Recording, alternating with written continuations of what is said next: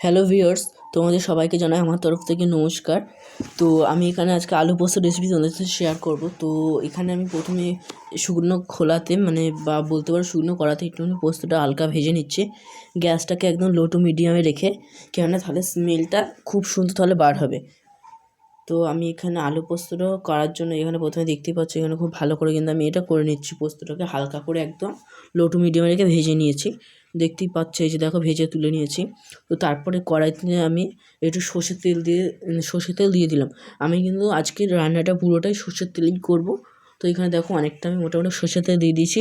খুন্তি দিয়ে একটু চারিদিকে মাখিয়ে দিলাম কড়াই। তো তারপর এখানে আমি একটু পাঁচফোড়ন দিয়েছি।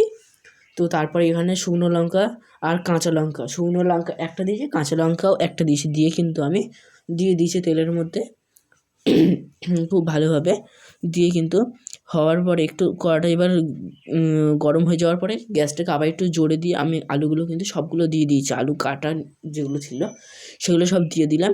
তো দিয়ে কিন্তু আমি নাড়তে থাকছি। আর আমার আজকে কিন্তু একটু ভিডিওটা করার সময় খুব আমার অসুবিধা হয়েছিলো, কেননা ক্যামেরাটা বারবার ঘুরে যাচ্ছিলো, স্ট্যান্ডটা ঠিকভাবে বসেনি। তো তার জন্য ক্ষমা চেয়ে নিচ্ছি তোমাদের সবার থেকে, সরি। পরের দিন থেকে ঠিকঠাকভাবে করে রাখবো, কেননা বারবার এরকম নড়ছে, সবারই দেখতে গেলে অসুবিধা হতে পারে। তো প্রথমে তারপর আমি কিন্তু দেখো করে নিলাম। তো তারপর আমি এখানে কড়াইয়ের মধ্যে আলুতে একটু নুন দিয়ে ওটা চাপা বসিয়ে দিয়েছিলাম, দিয়ে আমি পোস্তটা বেটে এসেছি, শুকনো লঙ্কা আর কাঁচা লঙ্কা দিয়ে কিন্তু আমি বেটে নিয়ে চলে এসেছি। ওই জন্যই কিন্তু হালকা লালচে লালচে লাগছে তোমাদের।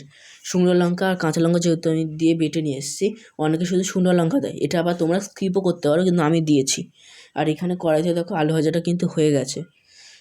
বারবার ক্যামেরাটা ঘুরে যাচ্ছিলো, তো তাও আবার বলছি সরি।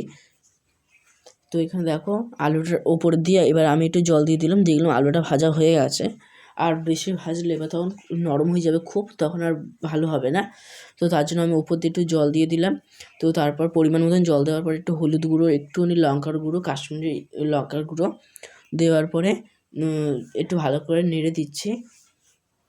তো দেখতেই পাচ্ছ তোমরা, এখানে এবার কিন্তু চাপা দিয়ে দিলাম। তো এবার দেখো চাপাটা আমি খুলে দিচ্ছি, দিয়ে দেখছি সেদ্ধ হয়েছে কি না আলুটা। তো দেখতেই পাচ্ছ তোমরা, দেখো আমি আবার একটুখানি নেড়ে দিচ্ছি। তো দেখছিলাম আলু সেদ্ধ হয়েছে, তো দেখলাম হয়ে গেছে মোটামুটি। তো দেখো এইবার তোমরা বুঝতেই পারছো, তাহলে আলুটা যখন সেদ্ধ হয়ে গেছে, তো আমি এখানে এবার পোস্ত বাটাটা আমি দিয়ে দিলাম। দেখতেই পাচ্ছ পুরোটা কিন্তু দিয়ে দিলাম। এবং এর যে গায়ে লেগেছিলো বাটিটার গায়ে, আমি কিন্তু এটা প্রথমে নেড়ে দেওয়ার পরে বাটির গায়ে যেটা লেগেছিলো সেটাও কিন্তু আমি একটু জল দিয়ে দিলাম। ওই বাটির মধ্যে একটু জল মিশিয়ে নিয়েছি, নিয়ে আমি কিন্তু দিয়ে দিচ্ছি। দেখো দেখলে তোমরা বুঝতে পারবে, বাটি ধোয়া জলটা আমি দিয়ে দিচ্ছি। আর আমি কিন্তু এটা পুরোটাই কিন্তু শিলে বেটেছি, আর শিলে বাটলে কিন্তু খুব সুন্দর স্মেলটা ওঠে ভালো। মিক্সিতে বাটলে কিন্তু তোমরা প্রথমে শুকনোভাবে তোমার মিক্সিতে একবার ঘুরে নিতে পারো, তারপর কাঁচা লঙ্কা দিয়ে তোমরা একটু জল দিয়ে কিন্তু ঘুরে নিতে পারো, তাহলে কিন্তু সবথেকে ভালো পেস্টটা হবে। তো আমি এখানে কিন্তু শিলনোড়াতে করে নিয়েছি। তো তারপরে এখানে পোস্তটা দেওয়ার পরে আবার চাপা দিয়ে দিলাম। চাপা দেওয়ার পরে খুলে দেখলাম যে মোটামুটি ঠিকঠাক হয়েছে। আর তোমার শীতকালে আমি যেহেতু রেসিপিটা তোমাদের সাথে শেয়ার করছি, তার জন্য আলুর যেহেতু এখন রস টেনে নেবে, তো তার জন্য একটু ঝোলঝোলে রাখবো, খুব বেশি গাঢ় করবো না, কেননা ঝোলটা আলুতে টেনে নেবে। তো তার জন্য আমি এখানে দেখে নিলাম যে সব কিছু মোটামুটি ঠিকঠাক হয়েছে কি না। তো এই যে এরকমভাবে এর ওপর দিয়ে আমি 2 চামচ সর্ষের তেল দিয়ে দিলাম। দেখো দেখতেই পাচ্ছ। তো দেখো এইভাবে কিন্তু আজকে তোমার রেসিপিটা তোমাদের সাথে শেয়ার করলাম। তো তোমাদের যদি এই রেসিপিটা ভালো লেগে থাকে, তাহলে আমাকে প্লিজ কমেন্টে জানিও পরের রেসিপি তোমরা কী দেখতে চাও। আর আমার প্রত্যেকটা ভিডিওতে কিন্তু লাইক কমেন্ট শেয়ার করো, আর চ্যানেলটাকে প্লিজ সাবস্ক্রাইব করতে ভুলো না। প্লিজ তোমাদের কাছে একটু এটাই রিকোয়েস্ট, তোমরা কিন্তু প্লিজ চ্যানেলটাকে সাবস্ক্রাইব করে দিয়ে যেও। তো আজকের মতন ভিডিও হচ্ছে এইটা।